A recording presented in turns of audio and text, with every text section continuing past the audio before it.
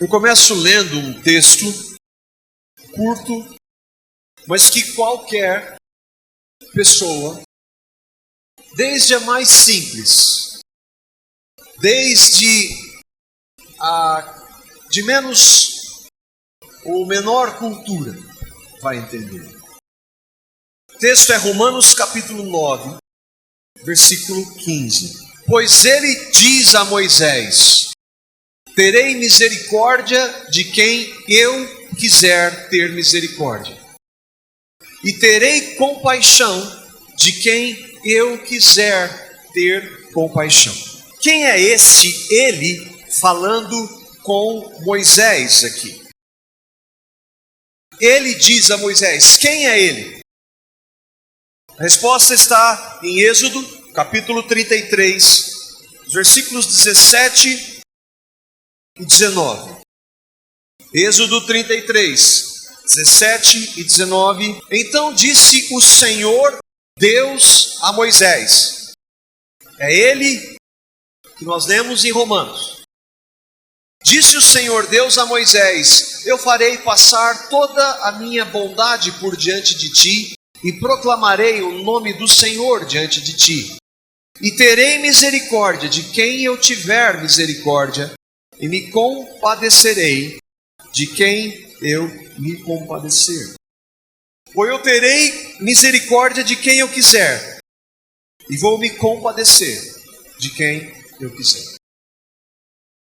A palavra misericórdia, ela tem como sinônimos compaixão pela desgraça alheia, pena, piedade.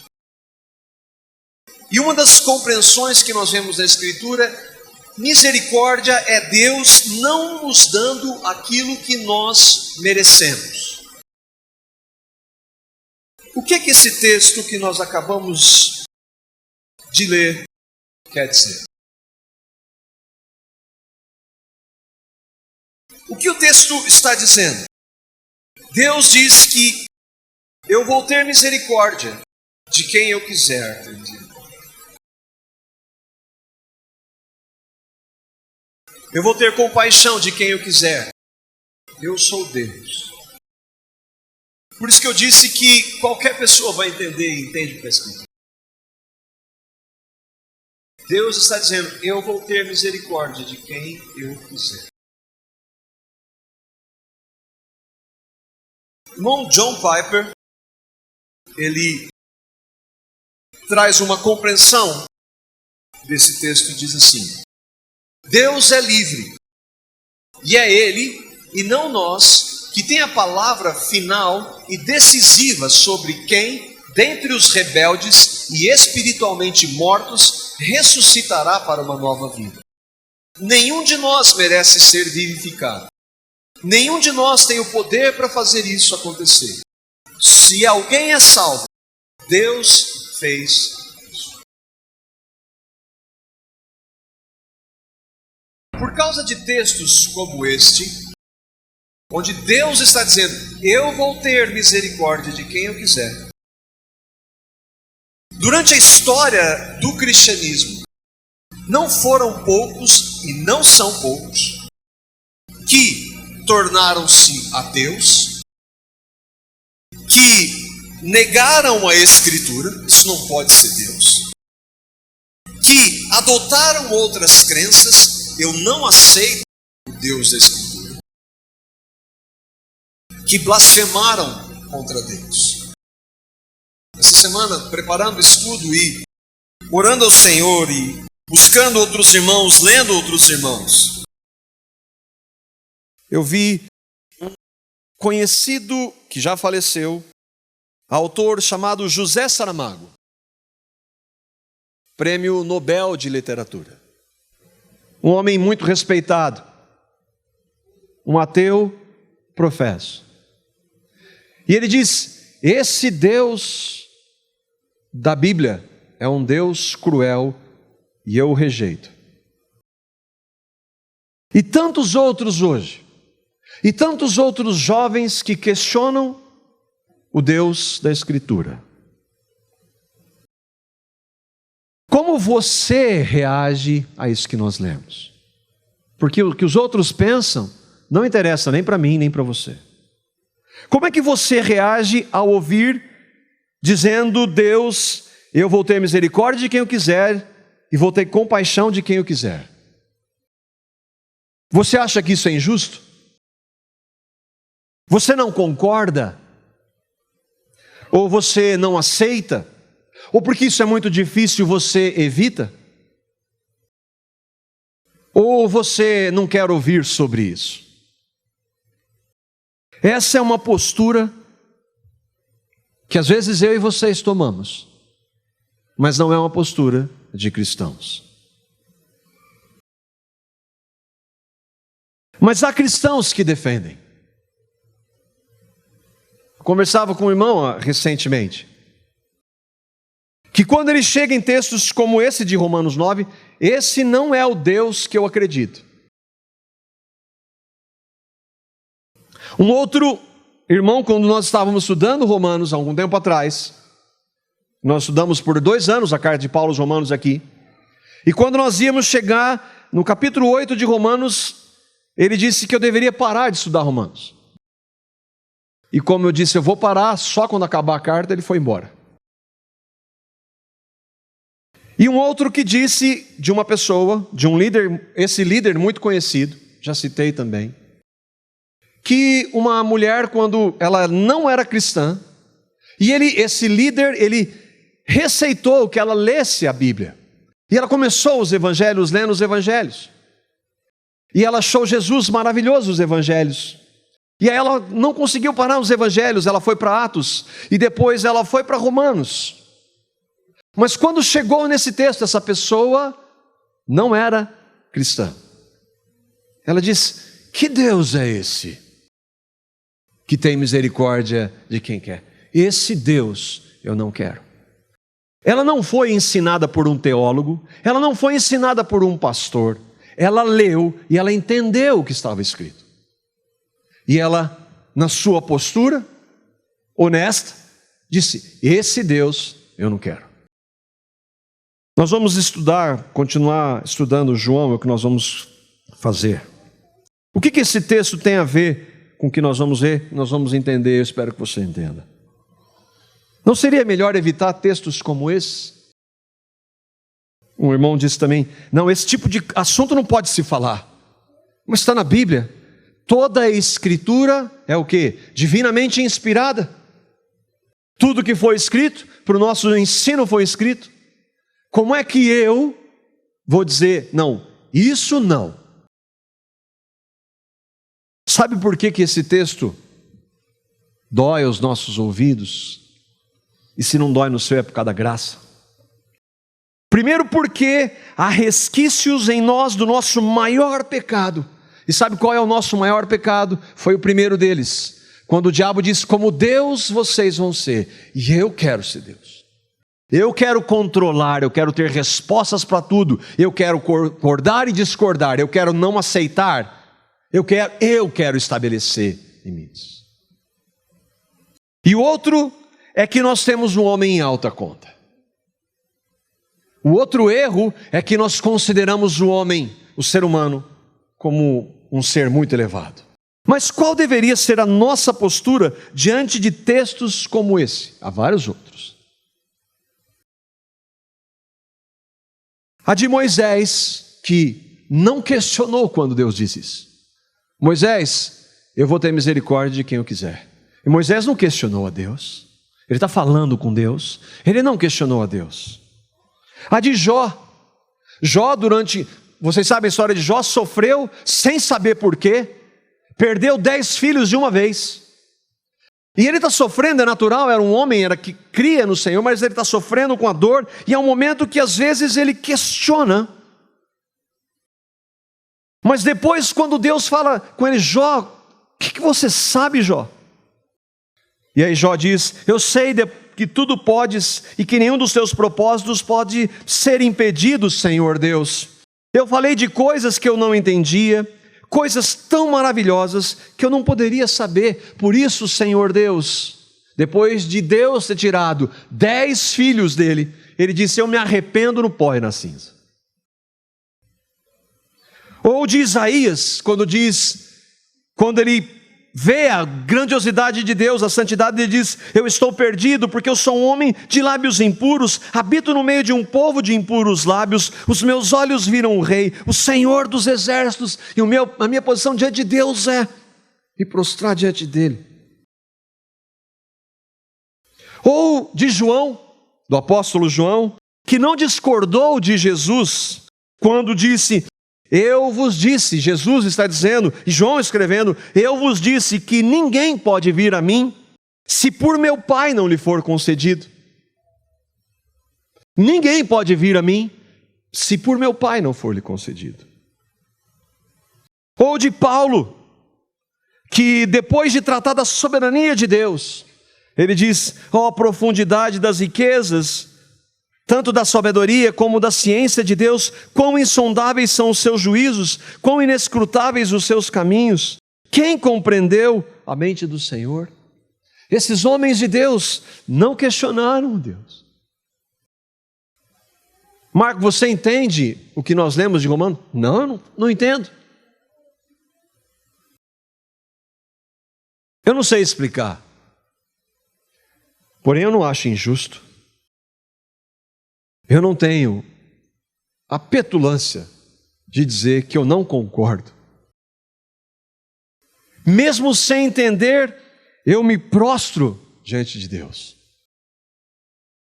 Eu não evito e eu não posso evitar nada da palavra de Deus.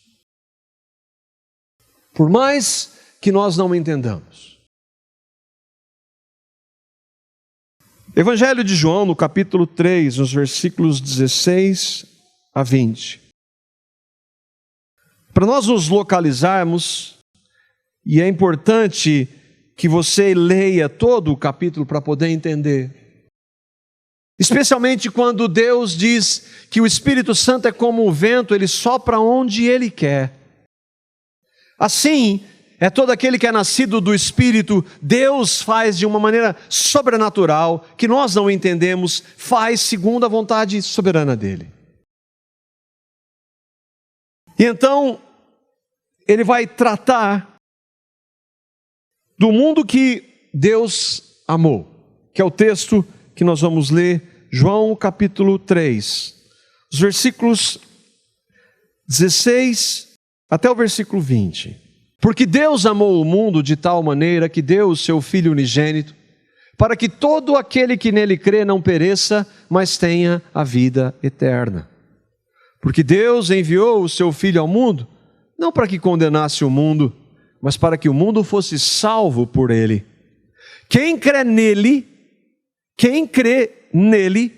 não é condenado, mas quem não crê já está condenado, porquanto não crê no nome do unigênito Filho de Deus. E a condenação é esta, que a luz veio ao mundo, e os homens amaram mais as trevas do que a luz, porque as suas obras eram más. Porque todo aquele que faz o mal, odeia a luz, e não vem para a luz, para que as suas obras não sejam reprovadas. Nós estamos estudando João há algum tempo. Nós começamos no ano passado, e no dia 19 de junho do ano passado, eu tratei desse mesmo trecho da Escritura com outro enfoque. Hoje eu queria que nós víssemos, a palavra é muito rica, e nós víssemos outra realidade que completa, que nós já tratamos. Eu queria que você não esquecesse que nós trazemos resquícios de nosso pecado de querer ser como Deus. Mesmo como cristãos, e que nós achamos e damos muito valor para o homem, para a humanidade. E eu queria ver com vocês 4 pontos, dentro desse texto: o Deus verdadeiro, o amor de Deus, o mundo que Deus amou e ama, e a condição de Deus para a salvação deste mundo. João está dizendo porque Deus. E aí é importante nós entendermos, porque diante de tantas possibilidades de Deus, de deuses, de religiões que dizem e professam crer em Deus, de qual Deus nós estamos falando? Ou melhor, de qual Deus João está falando? Será que é o Deus de todos os caminhos? Porque há hoje pastores que professam crer em Cristo, mas que dizem que Deus pode salvar pessoas por meio de outros caminhos que não a Cristo. É o Deus de todos os caminhos? Não, Ele é o único Deus, o Deus da Bíblia. Ele é o Deus que é onipotente, tem todo o poder, Ele é onisciente, Ele sabe de todas as coisas em todo o tempo, Ele está fora do tempo. Ele está em todo lugar. Deus é Espírito, está em todo lugar. Ele não é tudo, Ele está em todo lugar. Esse é o Deus da Bíblia.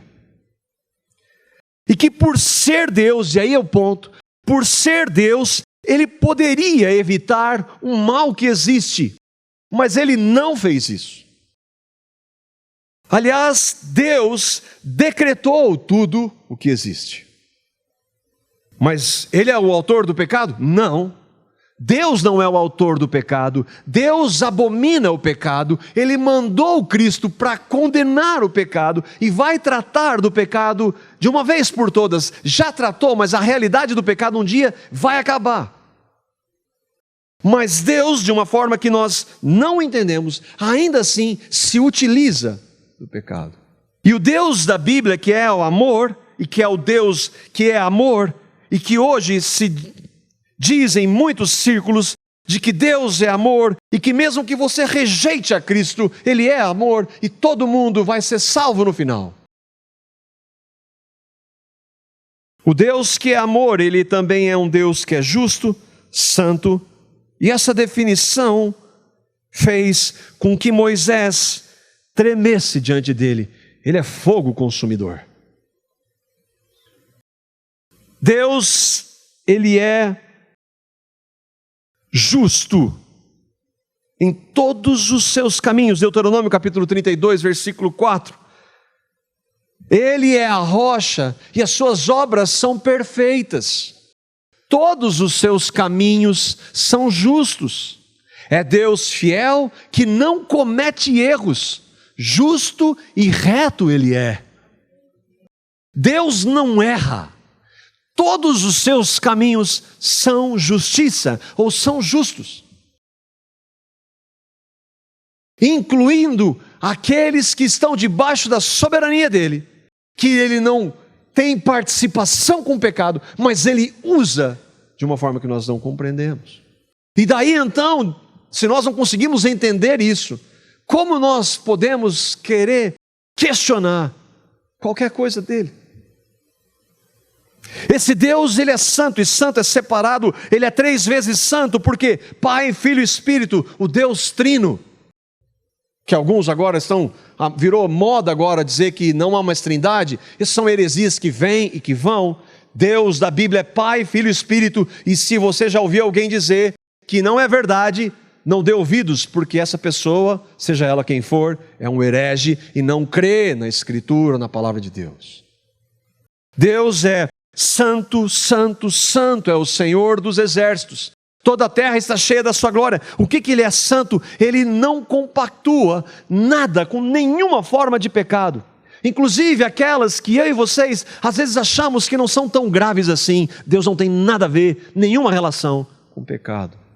E Moisés, em Hebreus capítulo 12, o texto está falando quando ele desceu do monte, trazendo as leis, e aí então que ele vê, e ele está na presença de Deus, e ele fica assombrado e tremendo, diante de um Deus que é fogo consumidor. Ele é amor, Ele é graça e misericórdia, mas Ele é também santo, justo, e tem ira contra o pecado. O segundo ponto então é que esse Deus, Ele amou. Nenhuma das realidades, ainda que nós creiamos nelas, nenhuma das realidades nós conseguimos compreender plenamente. Nós não conseguimos compreender Deus, imagina. Mesmo que saibamos que Ele é, que devemos temer diante dessa realidade, nós jamais vamos compreender Deus plenamente. Esse Deus, Ele amou. Qual amor? O meu e o seu? Acho que não. O meu e o seu amor são condicionais, e muito condicionais. Nós temos visto no grupo, nas casas, recentemente nós vimos que algumas palavras no grego, o grego por que nós falamos? Porque o grego foi o idioma que o Novo Testamento foi escrito. Algumas palavras, elas às vezes têm mais de um significado. Nós vimos recentemente, por exemplo, a palavra carne. Carne, às vezes ela significa a nossa carne física, às vezes ela significa uma descendência física, às vezes ela significa o corpo como um todo, às vezes ela significa a propensão que nós temos, a nossa carne, o espírito que luta contra a carne, a propensão que nós temos para o pecado que a Bíblia chama de carne. E a palavra amor também tem outros significados. Tristemente, ela é traduzida como amor em vários segmentos do Novo Testamento, mas ela, no grego, ela tem expressões diferentes. Fala de amor do pai para o filho, um amor entre homens, no sentido fraternal, o amor do marido por sua esposa. Mas quando João está escrevendo Deus amou, ele está falando de um amor chamado ágape, que é um amor que descreve Deus. Ele é muito profundo para nós conseguirmos compreender. É um amor que mostra a característica de Deus sacrificial, incondicional. E olha esse ponto, irmãos, é um amor irreversível. Deus não deixa de amar, apesar de nós. 1 Coríntios capítulo 13, nós conhecemos esse texto, versículos 4 a 8, mas o versículo 8 encerra de maneira maravilhosa. O amor ágape, jamais acaba. O amor de Deus jamais acaba, não tem fim. Deus, com esse amor, amou o mundo. E aqui é importante, se você já crê em Jesus, ainda que Deus discipline os seus filhos, e Ele disciplina por amor, ainda que eu e vocês, se cremos em Cristo, soframos as consequências do pecado pela disciplina de Deus, jamais nós seremos condenados. Nós já fomos libertos da ira de Deus. Não há mais condenação. Nós já fomos um dia filhos da ira, mas agora o amor de Deus manifesto em Cristo nos livrou da ira divina. Não há mais, nós não estamos mais debaixo da ira. Estamos debaixo do amor do Deus que agora é nosso Pai. A mais clara verdade, talvez, é Romanos capítulo 5, 8, do objeto deste amor, Romanos 5, 8, quando Paulo diz, e aqui nós estamos falando desse mundo, Deus prova o seu amor para conosco, em que Cristo morreu por nós, sendo nós ainda pecadores. Paulo está falando como Paulo, não como Saulo, porque como Saulo ele não tinha essa compreensão. Paulo está dizendo, Cristo morreu por nós, que o recebemos. Por nós, o Pai mostrou esse amor, que também é o amor ágape. Por nós, Ele nos amou dando o seu Filho por nós, não porque houvesse algo em nós, não porque Ele sabia que nós iríamos crer, mas porque Ele nos amou com amor eterno. com um amor estabelecido antes de existir tudo. Você entende isso? Não entendo. Como eu e vocês, seres finitos, pecadores, tão pequenos, podemos entender verdades como essa, mas elas são verdades. E aqui entra o mundo. Deus amou o mundo. O mundo, obviamente, são as pessoas do mundo, e não o planeta. Porque esse mundo está fadado ao fogo. Deus vai destruir essa realidade. E o mundo são pessoas, mas são pessoas o quê? Como nós temos o homem em alta conta, nós achamos que somos boas pessoas. Eu sou uma boa pessoa. A partir do quê? De acordo com quem? O mundo que são pessoas que Deus amou, não são boas pessoas, não são pessoas de valor, não são pessoas justas, sequer são tementes a Deus, e sim pessoas que rejeitam a Deus, rejeitam as suas leis, rejeitam os seus valores. Romanos diz isso. Essas pessoas somos eu e você. Eu não sou tão ruim assim. É sim. Eu e vocês somos essas pessoas. Pessoas desse tipo. As pessoas deste mundo que Deus amou separam casamentos, destroem filhos, arrebentam com famílias, distorcem a sexualidade, é o que nós estamos vendo hoje. Essas pessoas, elas corrompem a fé. Elas chegam a odiar e a mandar matar em nome de Deus. Essas pessoas, elas são inacreditavelmente corruptas. É só olhar o noticiário dessa semana. Essas pessoas vivem em função do prazer, vivem em função do dinheiro, amam somente a si mesmas mais do que tudo. É esse nível de pecadores. Esse é o meu e o seu nível. Deus ama pessoas como o idólatra Abraão, como o adúltero Davi, como a prostituta Raabe, como o corrupto Mateus, como o covarde Pedro, como o assassino religioso e hipócrita Saulo de Tarso. Deus ama pessoas que são pecadoras, muito pecadoras, como eu e como você. E que nascemos, e aí é o ponto, totalmente depravados. Nesse estado, ninguém quer sequer saber de Deus. Quanto mais buscá-lo, quanto mais crer nele, quanto mais recebê-lo, quanto mais entender o Evangelho. Esse é o meu e o seu estado. Portanto, quando Paulo descreve Romanos 5,8, Deus prova o seu amor pelo fato de Cristo ter morrido por pecadores, isso aqui é um resumo do que são esses pecadores.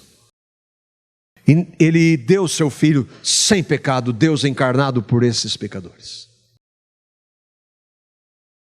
Mas há um ponto importante, porque Deus amou o mundo.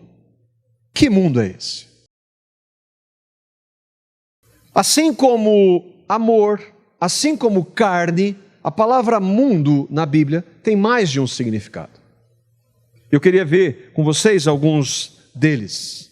Primeiro, o mundo como universo, e aí tem a palavra do grego lá, o cosmos, daí a gente fala de cosmologia, por exemplo. O cosmos é a palavra mundo no grego, e ela pode significar universo. Atos 17, 24 diz: o Deus que fez o mundo e tudo o que nele há, sendo o Senhor do céu e da terra. Deus criou o mundo aqui é o universo. Senhor do céu e da terra. Ele fez o mundo. Outro significado, o mundo pode ser só o planeta Terra. João 13:1 diz: ora, antes da festa da Páscoa, sabendo Jesus que já era chegada a sua hora e de passar deste mundo para o Pai, o que aconteceu? Jesus morre, ressuscita e vai para o Pai. Ele sai deste mundo, sai deste planeta. Um dia ele vai voltar, mas ele sai desse planeta. Aqui é mundo. Mundo como sistema maligno. 1 João 5,19. Sabemos que somos de Deus e que o mundo inteiro jaz no maligno. O mundo aqui é o sistema que é contra Deus. Tanto que ele diz que sabemos que somos de Deus. Quem somos de Deus? Aqueles que receberam a Cristo, nasceram de novo, creram em Cristo. Nós somos de Deus, somente aqueles que creram em Cristo. E o mundo jaz nesse sistema maligno. Daí então a palavra mundo. O mundo como a humanidade, como todos os seres humanos em todas as épocas. Ora, nós sabemos que tudo o que a lei diz aos que estão debaixo da lei o diz, para que toda boca esteja fechada e todo mundo seja condenável diante de Deus. O que ele está dizendo? Todo ser humano, quando for colocado diante da lei de Deus, vai ficar o quê? Com a boca fechada, porque a lei vai mostrar que todos nós, todos os seres humanos são pecadores. Então, aqui, toda a humanidade. O mundo como os ímpios. Quem são os ímpios? Aqueles que não creem, aqueles que rejeitam a Cristo, aqueles que não nasceram de novo, não foram convertidos. Se o mundo vos aborrece, Jesus disse, sabei que primeiro do que vós me aborreceu a mim. Jesus falou assim, vocês vão ser perseguidos, porque eu fui perseguido pelo mundo. Quem é o mundo aqui? São aqueles, os romanos, os religiosos, fariseus, judeus, perseguiam. O mundo aqui são os ímpios. O mundo odeia os cristãos. Em alguns lugares, eles matam cristãos. Em outros lugares, eles querem que os cristãos fiquem com suas bocas fechadas. Em outros lugares, eles não querem que os cristãos anunciem a Jesus, não anunciem a sua palavra, não se coloquem contra práticas e ensinos contra a palavra. O mundo, o sistema do mundo, governa o mundo dos ímpios que odeiam a Jesus. Não é isso que se eles me odiaram, vão odiar vocês também. Mas também o mundo pode ser os cristãos. 2 Coríntios 5,19. Deus estava em Cristo reconciliando consigo o mundo, não lhes imputando os seus pecados, e pôs em nós a palavra da reconciliação. Deus reconciliou todas as pessoas? Não. Então, o mundo aqui não são todas as pessoas. Deus estava reconciliando em Cristo consigo o mundo aqui, todos aqueles seres humanos em todas as épocas que creram em Cristo. Esses que creram em Jesus foram reconciliados com Deus. E então não tem mais a imputação dos pecados. Mas nós não somos pecadores, sim, mas quando nós cremos em Cristo, Deus nos dá e concede a justiça de Cristo por amor e de graça. Ele não olha mais para os nossos pecados. Quando Ele me vê, eu um pecador ainda, Ele olha por meio de Cristo. E se você crê, é dessa mesma forma que Ele olha para você. Nós também usamos a palavra mundo de formas diferentes. Por exemplo, essa frase foi eu que fiz. O mundo da música gospel é um lixo. Essa foi eu que fiz. Todo mundo gosta de Coca-Cola. O João vive no mundo dele. Nós estamos falando palavra mundo para conceitos e realidades diferentes? Sim ou não? O mundo tem vários significados aqui. A questão é, e no texto? E no texto que nós estamos lendo? Primeiro que está claro que não é o universo, nem o planeta Terra, porque Jesus está dizendo para aquele que crer. Então, o universo, o planeta, não tem capacidade de crer. Ele não está falando do sistema maligno, porque ele em sua palavra manda que nós não amemos o mundo, o sistema maligno. E a resposta fica entre a humanidade, ou todas as pessoas de todas as partes do mundo, que receberam e que creram e que creem em Cristo. o contexto era importante aqui porque quando aqueles homens que creram em Jesus, o que eles disseram? Para quem que eles achavam, os primeiros cristãos eram o que, irmãos? Judeus. Eles acharam que o evangelho era para o mundo todo? Sim ou não? Não. Eles achavam que eram para os judeus, que o evangelho era somente para os judeus. Mas Cristo quebra isso e mostra o evangelho é para todo o mundo. É para pessoas de todos os lugares, de todas as épocas, de todas as partes do mundo. E pela graça de Deus, para nós brasileiros hoje, 2000 anos depois. Nós precisamos ver outras passagens. Nós vimos em 1 Coríntios, capítulo 13, versículo 8, que o amor de Deus jamais acaba. Um dia nós estávamos debaixo da ira, mas Deus revelou Cristo para nós, nós não mais estamos debaixo da ira. E por que Ele revelou? Por amor. Ele nos amou. Não é possível estar debaixo da ira e debaixo do amor de Deus ao mesmo tempo. Biblicamente não é possível. Em João 3,36, ele diz assim, Jesus diz, quem rejeita o Filho não verá a vida, mas a ira de Deus permanece sobre ele. Todos nós éramos, os que creem, filhos da ira. Estávamos separados, cegos, mortos espiritualmente, mas Deus, por sua graça e misericórdia, revelou Cristo para nós. Então nós não estamos mais debaixo da ira, mas aqueles que não recebem, continuam e permanecem. É Jesus, quem rejeita o Filho não verá a vida, mas a ira de Deus permanece sobre ele. Paulo diz que Cristo morreu por nós quem? Nós que cremos.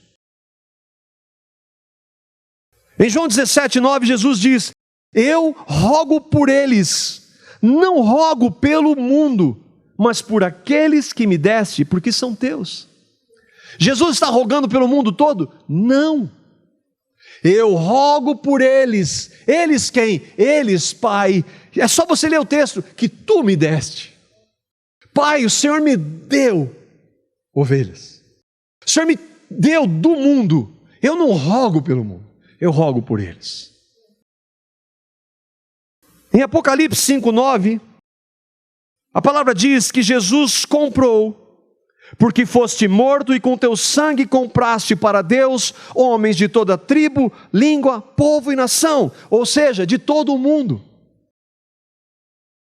Irmão, Jesus morreu para salvar pessoas de todo o mundo e não para dar uma chance. Porque se depender de nós, nós não agarramos a chance. Nós só vamos crer se tivermos a revelação do Espírito Santo. E essa é a ação dele. Essa é uma realidade da Escritura. E ainda que não entendamos, ela é verdade. Acontece que para nós, o que fica? Nós devemos pregar o Evangelho a toda criatura. Eu devo pregar o Evangelho para todas as pessoas, como se todas essas pessoas tivessem, do nossa perspectiva, a possibilidade de serem salvas em Cristo. Eu não sei quem são, ninguém sabe, por isso nós devemos pregar e orar por pessoas para que elas se arrependam e creiam em Cristo enquanto elas estiverem vivas. E não importa quanto essas pessoas tenham rejeitado, olha para Saulo. Saulo era assassino de cristãos e Deus o converteu, porque ele quis, ele queria matar cristãos. É diferente de Paulo para mim e para você? Não. Nós devemos orar como Paulo, que diz, o desejo do meu coração, a minha oração pelos judeus, pelos meus parentes, amigos judeus, que tiveram todas as promessas em Cristo, é que eles sejam salvos. Eu sei que eu não posso não convencer ninguém. Eu sei que o Deus soberano salva de maneira soberana, mas eu oro por eles. O meu desejo é que eles sejam salvos. Quem que são esses do amor? A condição de Deus para a salvação. Quem são esses? São aqueles que recebem a Cristo. Porque Deus amou o mundo para que todo aquele que nele crê não pereça, mas tenha a vida eterna. Quem crê nele não é condenado, mas quem não crê já está condenado, porquanto não crê no nome do Filho unigênito de Deus. Deus deu o seu Filho ao mundo. O mundo são pessoas, pecadores como eu e como vocês. E não há outra alternativa se não crermos em Cristo. Não há outra alternativa se nós não recebermos pela fé, nos arrependermos. Não há outra. Foi Ele que deu o seu Filho, Deus. É Deus quem gera fé para crermos no seu Filho. É Deus quem concede o arrependimento para que nós nos arrependamos. É Deus quem santifica os cristãos. Jesus disse, não nos deixe cair em tentação. Se Ele deixar, nós caímos, então quem nos santifica? É Ele. É Ele quem capacita os cristãos verdadeiros a perseverarem até o fim. É Ele quem vai nos conceder corpos glorificados quando Ele voltar. Tudo é Ele, tudo é para Ele. Porque nós temos um homem em alta conta, nós não gostamos dessa verdade. Nós até podemos não compreender essas verdades da soberania de Deus, de que Ele tem misericórdia de quem Ele quer. Ainda assim, Ele diz para nós pregarmos para todas as pessoas, na esperança de que muitas sejam salvas. E o que eu estou fazendo aqui agora é exatamente isso. A minha esperança é que você receba a Cristo. Eu não posso fazer. Mas a minha oração é como de Paulo. Que o Senhor salve sua vida se você está aqui e ainda não recebeu a Cristo.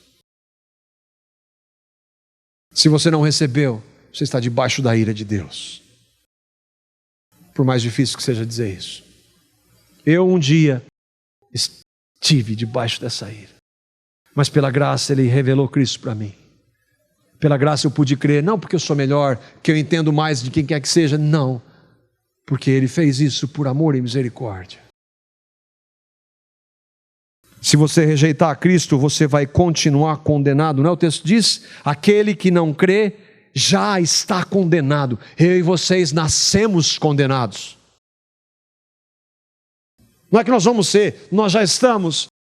E a nossa única oportunidade é Cristo. Se você continuar condenado, por quê? A culpa é de Deus? A luz veio ao mundo, mas os homens rejeitaram a luz, amaram mais as trevas. Se você for condenado, foi porque você rejeitou a Cristo. E eu encerro lendo 4 irmãos. Eu gostaria que você lesse comigo aqui, tentasse o que esses irmãos disseram. Ele, Cristo, usou um termo geral, mundo, para convidar indiscriminadamente a todos, a fim de que participem da vida e excluir todo o pretexto dos incrédulos. O convite é feito para todas as pessoas. Tenhamos em mente, por outro lado, que embora a vida seja universalmente prometida a todos os que creem em Cristo, todavia, a fé não é comum a todos. Embora o pecador tenha sido um pecador, um grande pecador, e seja condenado por sua própria confissão, no entanto, ao crer, o processo é suspenso, o julgamento é retido e ele não é condenado. Isso denota mais do que um indulto. Ele não está condenado, isto é, foi absolvido e não será julgado, nem tratado em justiça rigorosa, de acordo com o deserto dos seus pecados. Ele foi libertado, onde? Em Cristo na cruz. Vejam como está expresso. Deus amou o mundo de tal maneira que deu o seu Filho unigênito, para que todo aquele que nele crê não pereça. Aqui está o limite do amor. Enquanto cada incrédulo está excluído, cada crente está incluído. Suponho que exista um homem que é culpado de todos os prazeres da carne até um grau infame. Aquele que você diz, esse não tem jeito. Esse é uma desgraça, é um pecador. Ele nunca quis. Mas se este homem crer em Jesus Cristo, será limpo de imediato de sua corrupção e não perecerá por causa do seu pecado.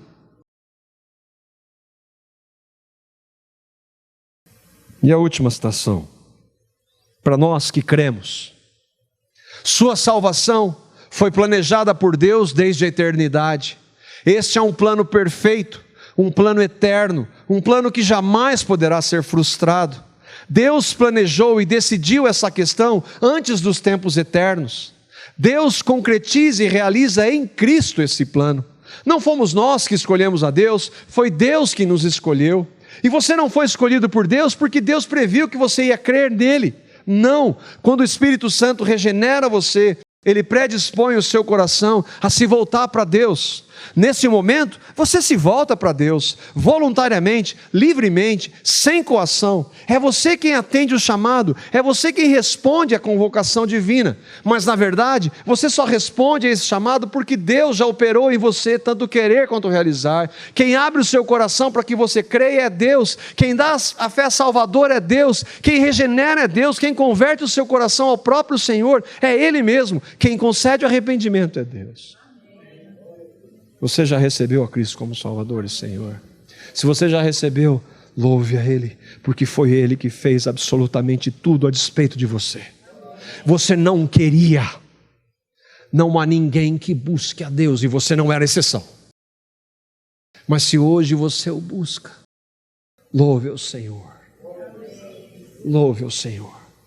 E se você ainda não recebeu, diga: meu Deus, eu quero isso. Eu preciso de Cristo. Eu sei que eu não posso.